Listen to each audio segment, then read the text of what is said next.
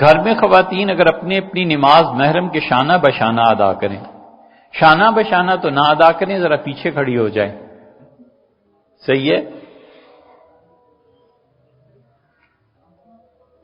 یہ شانہ بشانہ جو ترقی کا ڈھول شروع ہوا تھا نا 1970 سے، وقت تک شانہ بشانہ ہی چل رہا ہے۔ حضور اقدس صلی اللہ علیہ وسلم نے نماز پڑھائی تھی، اور ظاہر ہے کہ امت کی خواتین نبی کریم صلی اللہ علیہ وسلم سب کے محرم تھے، سوائے ان کے جن کے لیے آپ نے نکاح کا ارادہ فرمایا، یا عورتوں نے اپنے لیے نکاح کا ارادہ فرمایا، یا رسول اللہ صلی اللہ علیہ وسلم سے نکاح کر لیا۔ ان مستثنیات کو چھوڑ کے باقی نبی کریم صلی اللہ علیہ وسلم، اللہ نے خود قرآن میں کہا ہے کہ رسول اللہ صلی اللہ علیہ وسلم کا درجہ امت کے لوگوں کے لیے والد کا ہے۔ ایک جگہ خود فرمایا ہے کہ انا لکم بمنزلۃ الوالد، میں تمہارے لیے باپ کی حیثیت رکھتا ہوں۔ سیدنا عمر رضی اللہ عنہ کو اب یہ مسئلہ دیکھو صرف مسئلے کی حیثیت سے، اس لیے آدمی کی نظر وسیع ہو جائے نا تو اعتراضات کم ہو جاتے ہیں۔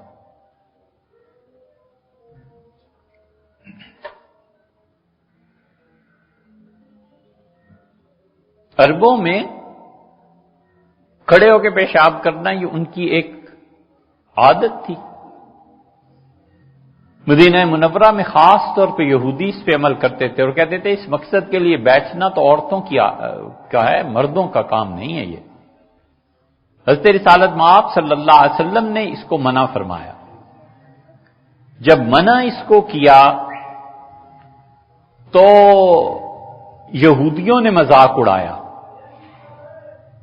اس سے منع سے پہلے ایک دن سیدنا عمر رضی اللہ عنہ کو اس حالت میں رسول اللہ صلی اللہ علیہ وسلم نے دیکھا، تو آپ نے بلایا اور کہا عمر ایسے نہیں، ختم ہو گئی بات۔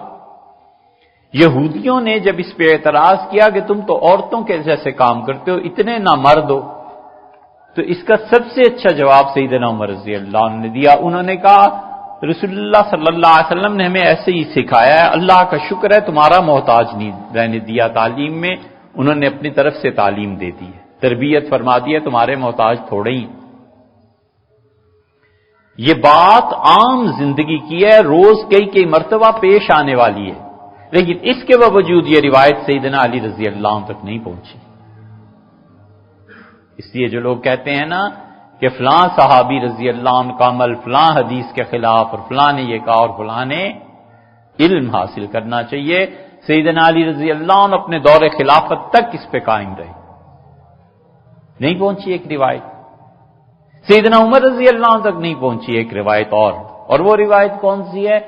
سیدنا عمر رضی اللہ عنہ گھر گئے، غالباً حضرت سعد دروازہ ابو موسیٰ اشعری رضی اللہ عنہ کے دروازہ کٹکھٹایا دوسری تیسری مرتبہ، تو پھر تشریف لائے باہر اور فرمایا تم نے دروازہ اس وقت کھٹکھٹایا اور پھر مجھ سے ملے نہیں، میں تو کچھ کام کر رہا تھا، تھوڑی دیر ہو گئی۔ انہوں نے کہا حضرت حضور صلی اللہ علیہ وسلم نے 3 مرتبہ ہی تو دستک کا حکم دیا ہے۔ تو عمر رضی اللہ عنہ حیران رہ گئے، کہنے لگے ہیں یہ حکم ہے کہ 3 کے بعد چوتھی مرتبہ چل پڑو؟ ان کا جی۔ فرمایا اللہ کی قسم تم گواہ لاؤ گے اس بات پہ، مجھے نہیں پتا اس چیز کا، حالانکہ دن میں آدمی 10 مرتبہ کسی کے گھر جاتا ہے، یہ عام روٹین ہے۔ ابو موسیٰ اشعری رضی اللہ عنہ مسجد نبوی میں چلے گئے اور انہوں نے کہا لوگوں تم جانتے ہو؟ لوگوں نے کہا ہاں ہم جانتے ہیں۔ انہوں نے کہا سب سے جو کم عمر ہے نا وہ میرے ساتھ جائے تاکہ امیر المومنین کو پتا چلے، تو عام زندگی کا مسئلہ ہے۔ ابو سعید رضی اللہ عنہ سب سے کم عمر کے لڑکے تھے، انہیں لے گئے اور کہا کہ ان سے پوچھیں حضور صلی اللہ علیہ وسلم نے کیا ہمیں سکھایا تھا۔ تو عمر رضی اللہ عنہ بڑے حیران ہوئے، اس لیے کبھی کبھی ہوتا ہے کہ روایت بالکل روزمرہ کی ہوتی ہے، کسی صحابی رضی اللہ عنہ تک نہیں پہنچی، ایسے ہی ہوتا ہے۔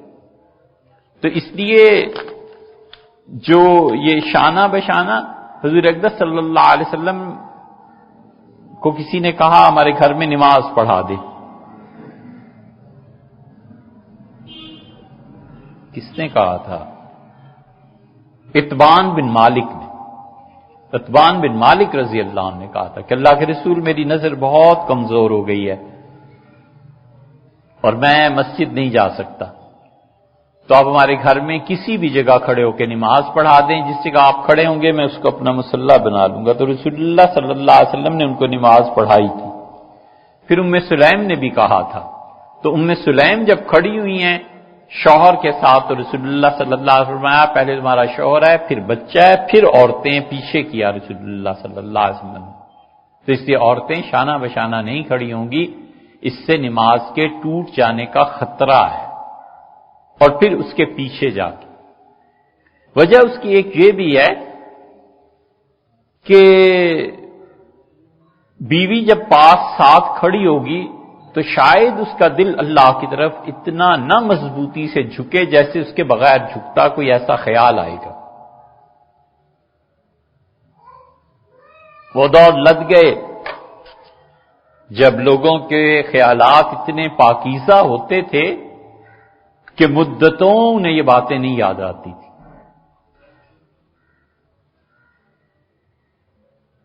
کتنے پاک ذہن کے لوگ تھے۔ یہ معروف کرخی رحمت اللہ علیہ یہ ہمارے ائمہ میں سے ہیں، معروف کرخی حنفی فقہ کے ائمہ میں سے، یہ کسی طرح امام ابو یوسف سے کم نہیں ہے رحمہ اللہ، اتنے بڑے آدمی ہیں۔ امام ابو یوسف رحمت اللہ علیہ پہ قضا غالب آ گئی، ان کا نام ہو گیا، کرخی پہ عبادت غالب آ گئی۔ کرخی کے والد عیسائی تھے، حضرت امام رضا رحمت اللہ علیہ نے اس بچے کو مسلمان کیا تھا۔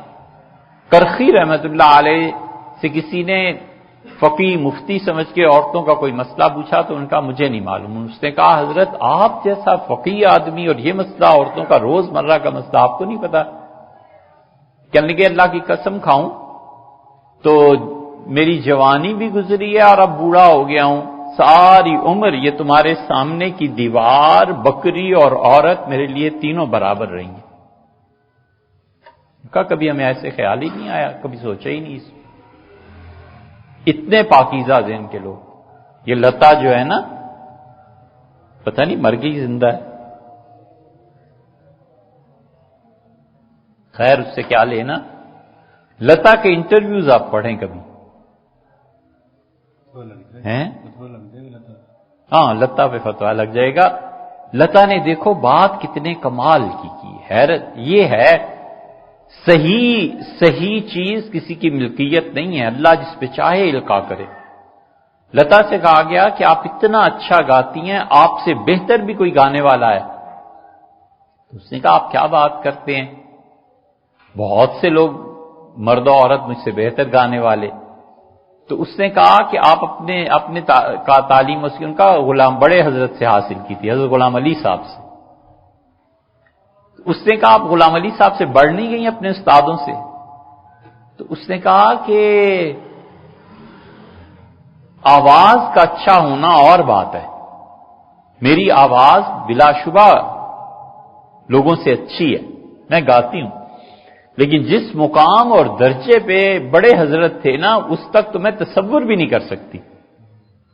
اس کا حضرت جو کچھ گاتے تھے، جو بھی آواز تھی وہ جو گاتے تھے، اس کا جو اثر لوگوں کے دلوں پر پڑتا تھا وہ اتنی پاکیزہ گائکی تھی کہ لوگوں کے دل اس سے بدلتے تھے۔ اور اس نے کہا حضرت کی گائکی آواز کی بنا پر نہیں تھی، ان کے پاکیزہ خیالات کی وجہ سے ان کے کلام میں فرق پڑ گیا۔ اس کا حضرت جیسے پاکیزہ خیالات اب ہم لوگ کہاں سے لائیں؟